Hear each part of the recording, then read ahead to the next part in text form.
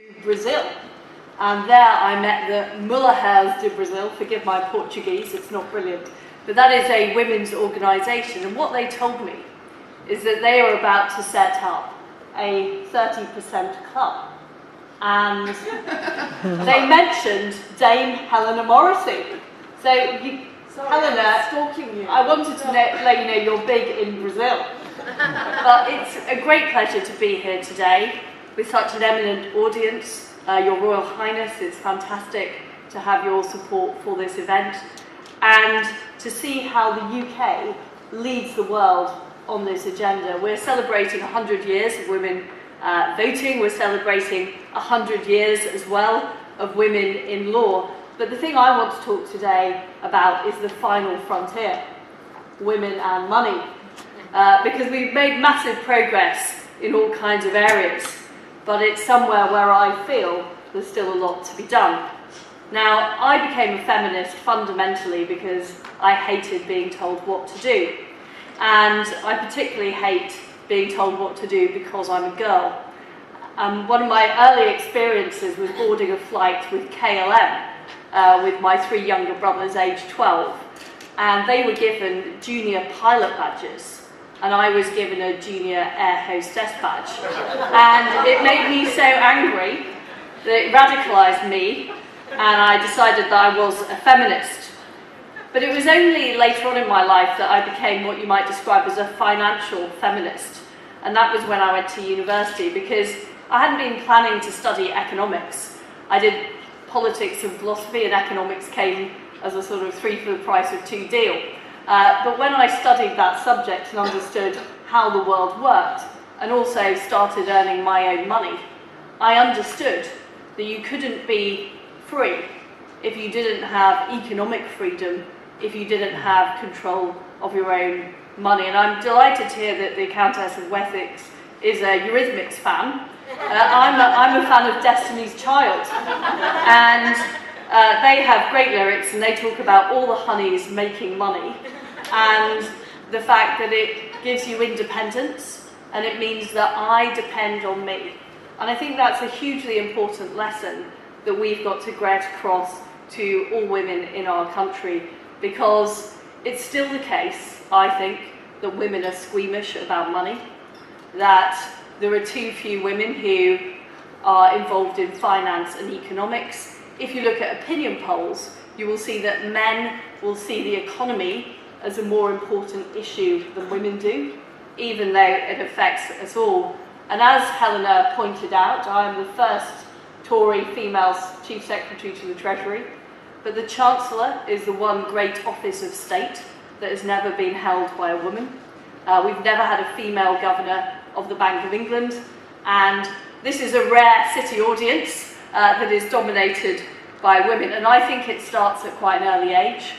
Girls are less likely to study maths at A-level, they're less likely to go on and do economics at university, and sadly, women are also less likely to set up a business. In fact, they're half as likely as men to set up a business. The best area to set up a business, or where it's most equal, is actually the West Midlands, but the least equal part of the country is apparently the Northwest. So if we've got any Mancunians in the room, they need to see what they can do. But if we had an equal number of women and men setting up businesses in this country, we'd have 1.2 million more businesses. And that would mean huge benefits for the economy. But more importantly, it would mean more women able to shape their own future, able to control their own money and shape their own destiny. So I think we need a culture change in terms of the way we look at money, in terms of the way we look at finance, and in terms of the way we look at business. So what are we doing about this in the government?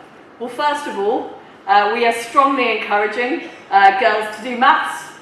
It's a massive passion of mine. We know that if a girl studies maths at A-level, she's likely to earn 25% more than if she doesn't. It's an even higher earnings premium than it is for a boy.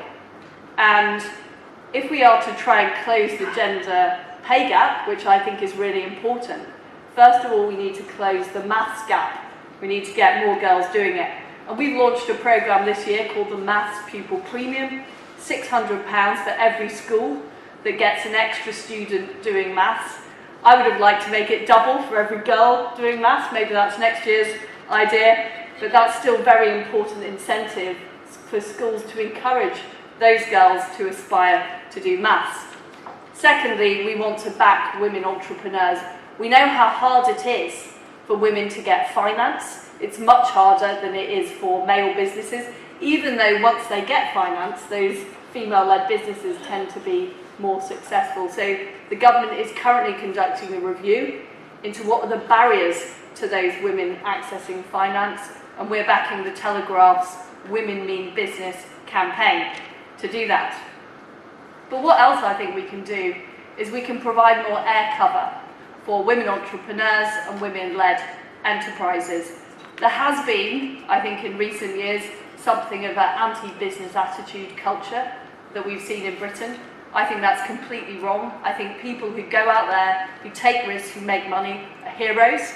And I particularly think women that do that are heroes, and we need to lionise them in what we do. And I'm very willing, as Chief Secretary to the Treasury, I know the Chancellor is also a huge supporter of that. We want to showcase more great business people. We want to use number 11 to promote that. So I'm very happy to work with people in this room who want to promote brilliant businesses, promote brilliant ideas, and use the Treasury as a vehicle for helping do that. Overall, though, I'm an optimist.